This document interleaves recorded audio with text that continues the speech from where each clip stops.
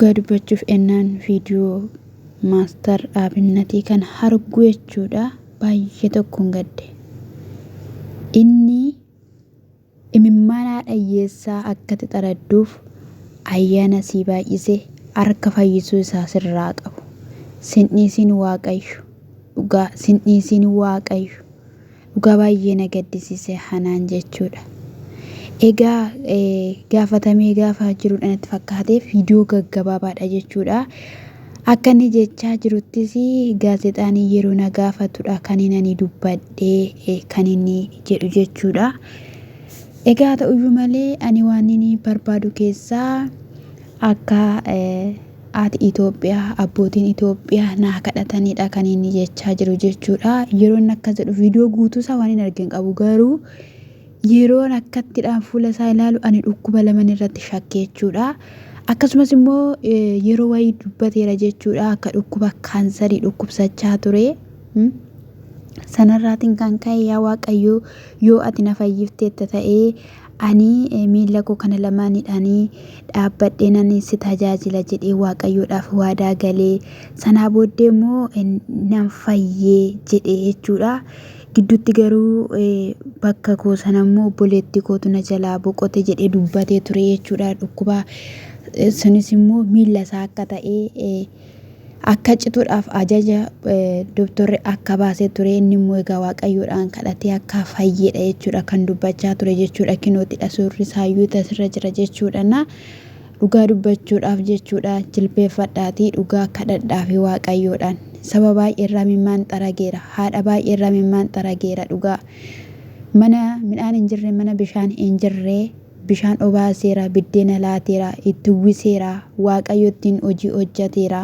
Sinniisu inni dhugaa sinniisu imimmaan himti haadha hiyyeessaa sinniisu saba isaatiif si fayyifata waaqayyoo. Dhugaa dubbachuudhaaf baay'ee tokkoon gaddanne baay'ee tokko jechuudha. Egaa immoo viidiyoon achirratti gaazexaan na gaafate sanarratti namoonni baay'een na dhiphattanii namoonni baay'een na yaaddanii garuu dhukkubni kun na keessa tureera waggaa tokko wayiidha akka mamaadhumanii hanga yoonaatti ture. Innis immoo yeroo darbe keessaa goofaatti wanta ta'ame sana dhaawanii yeroo sanadha dhukkubni suni kan na qabe. Anis immoo akkasumatti dhaaniin baachaatoo ture. Kan wal barreedha qaama kootiif hana haa ta'u malee har'allee akkasinnaa kadhattan hin barbaada.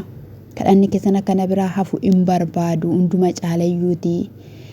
Amma akkamamuudhaaf gara halaan deema. Gara halaa amman deemutti immoo haadholiin dhukkubsatan jiru. Abbootiin dhukkubsatan jiru. Isaanidhaan nan akkamsiisa jira jechuudha dhugaa rabbii. Yaa gooftaa koo adaraa. Dhugaa rabbii ani natti dhagahame baay'ee tokko keessa koo na seene jechuudha dhugaa. Biyyaa biyyatti deemee jechuudha haala hundumaanuu jechuudha. Ani himachuun barbaanne dhukkuba kana jedhe. Narraa bahee mul'achuu jalqabee argitanii fuula isaa kana jechuudha gubee nyaatee fixe jechuudha. Yeroo kana jechuudha maal akkan yaadadhe beektu Feenet Amboo ni beektu dheena yaada jechuudha. Ishiin yaadadhe jechuudha maaliif ishii bira dhaqee ishiin hiriyaa koo turteesi akkasumallee ollaadhas jechuudha. Waan ishii gochaa ture waan hin beekuuf jechuudha. Lafee foon ishii kana jechuudha nyaachaa jechuudha. Lafee qulqulluutti ishii baasee booda jechuudha. Egaa addunyaa kanarraa ishii fudhate jechuudha. Kanaaf dhugaadhaa akka namoonni jedhanitti deeggarsis akka ta'uufidha jechuudha. Deeggarsi ta'eefi akkamamuu qabaa abbaa hiyyeessaati. Gola nama baay'ee seeneeradha kan jedhamaa jiru. Ani dhugaa dubbachuudhaaf baay'ee tokko natti dhagahame baay'een gana kan hin jedhamne akkamittiin isin ibsa dhugaa rabbii waaqayyoon isin dhiisin dhugaa gooftaa Yesuus. Inni ati itti amante isin dhiisin dhugaa rabbii baay'ee tokko nama gaddisiisa. Ijoollee keetiif si haa jiraachisu. Kikichoota keessanaaf si haa jiraachisu siin jenna. Uma gochuun hin danda'amu egaa waan dhufe immoo fudhachuudha achi keessatti immoo waaqayyo gooftaan maccaanii akkasi gargaaru abdii guddaa qabna akkasi fayyisu jechuudha. Dheebuu kee kanaa fi abjuu kee kana mul'ata kee kana waaqayyo akka galmaan sii ga'uudha.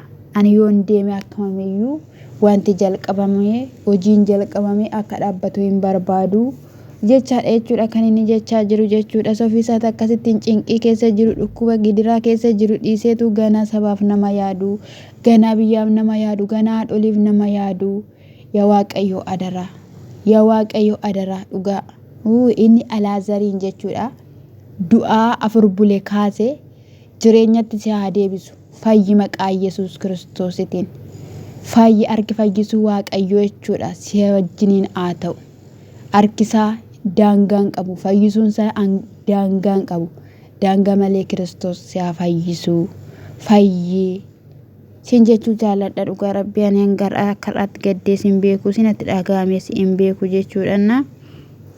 Egaa yeroo tokko beektu kiroo dhalootaaf gatii baasuun miidhaas yeroo namarraan ga'u jira jechuudha. Gaa'ii maal akka ta'e egaa hin beeknu yookiin dhukkubichumatti iyyuutti ka'uu danda'a yookiin immoo waan biraati jechuudha. Egaa waan viidiyoo guutummaa isaa argee hin qabu jechuudha.